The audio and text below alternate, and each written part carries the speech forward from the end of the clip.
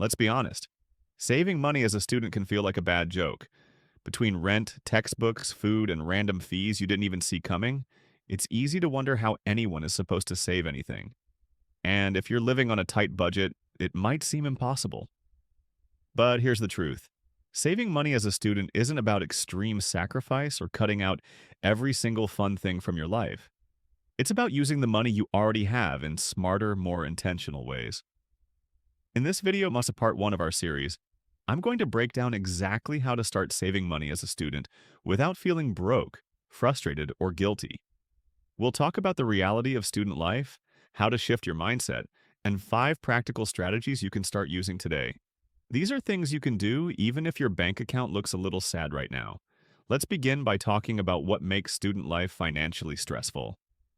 Most students deal with a long list of unavoidable expenses: rent or dorm fees, overpriced textbooks, transportation, whether it's gas, bus fare, or ride sharing, food and snacks, memberships, subscriptions, laundry, and of course, personal needs like internet and your phone bill. The money coming in is often much less than what's going out. Maybe you're working a part-time job, maybe you've got financial aid, maybe your family helps a bit, or maybe not.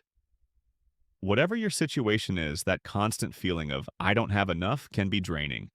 But here's the important part. Just because you feel broke doesn't mean you are doing something wrong. It's not your fault that student life is expensive, but it is within your power to make it a little easier on yourself. Let's talk mindset. What does it actually mean to be broke? A lot of people think being broke means you don't have money, but that's only half the story. Being broke is less about how much money you have right now, and more about how you handle it. There's temporary broke. That's when you're low on funds for now, but you have a plan. And then there's permanent broke. That's when money comes in and goes out just as fast, without any structure or savings. We're trying to avoid that second one. The goal is to develop the kind of habits now, even while your income is small, that will help you stay out of financial chaos later when you're earning more. One of the biggest myths students believe is the idea that they'll start saving money later. I'll save when I graduate. I'll budget when I get a real job. I'll worry about investments when I'm making more. Sound familiar? But here's the thing. If you don't learn how to manage $100 today, you won't magically be able to manage $1,000 tomorrow. Financial discipline doesn't show up with your first full-time paycheck. It starts with the small amounts you already get. Learning to save and spend wisely while you're a student will set the foundation for everything else that comes later. Whether that's paying off debt, buying a car, investing, or even starting a business. So how do you actually start saving money without feeling like you're missing out? Let's get into 5 practical strategies that will help you keep more of your cash while still enjoying your student life. Strategy 1. Automate your savings. Yes, even if it's just $1 at a time. The best way to save money is to treat it like a non-negotiable bill. If you get paid $200 from a part-time job, set up an auto transfer of $10 straight into a savings account the same day the money hits.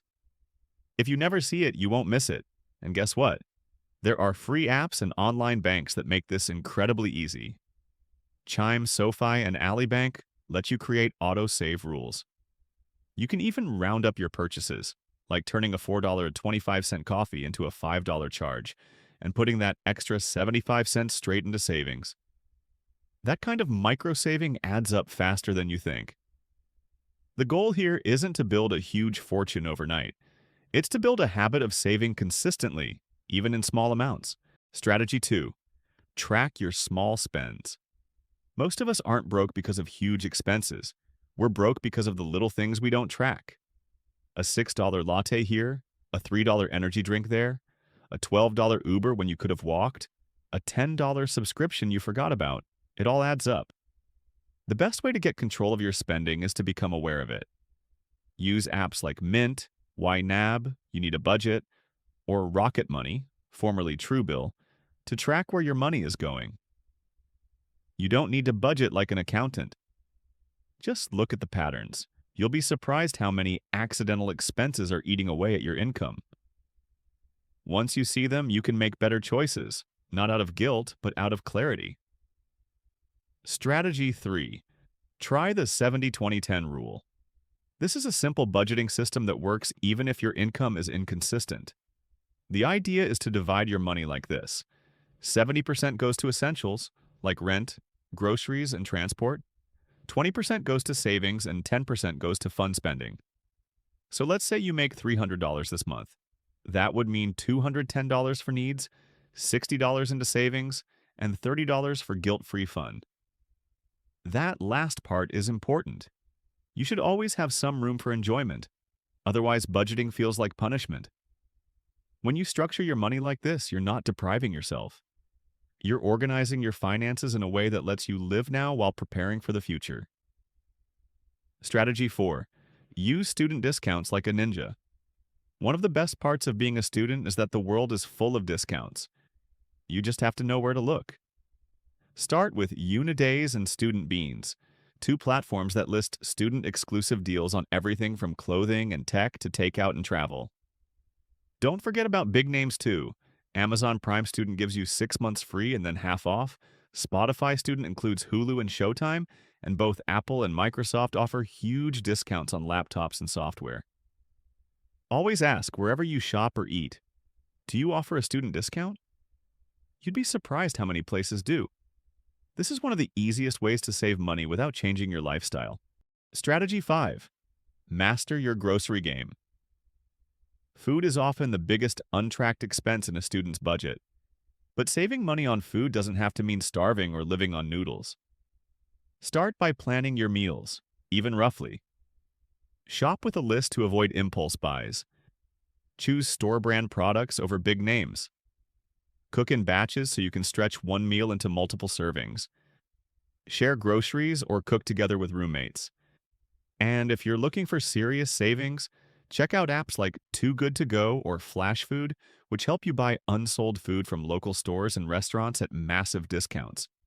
Being smart with groceries can save you $50 to $100 a month without sacrificing nutrition or taste. Let me give you a real-life example. Meet Emma, a 20-year-old college student working part-time at her campus bookstore. She made around $400 a month. Here's what she did differently. She set up a $20 per week auto transfer to savings. She cut one Starbucks run a week, saving about $20 a month. She switched from buying individual groceries to doing a shared grocery run with her roommates, saving nearly $40 a month. She used her student email to switch to Spotify's student plan. And she canceled a gym membership she hadn't used in 3 months. All simple moves. After 3 months, Emma had saved over $600 without cutting out the things she loved. She still went out. She still had Netflix. She just made smarter choices. The lesson here is powerful. Small wins add up. You don't need to make thousands of dollars to start saving. You just need to care about where your money is going. Saving $1 is better than saving $0. And when you start early, you give your future self the gift of freedom. Most importantly, don't compare your savings journey to anyone else's. Some people have more support, more time, or more opportunities. That's okay. What matters is that you do what you can with what you have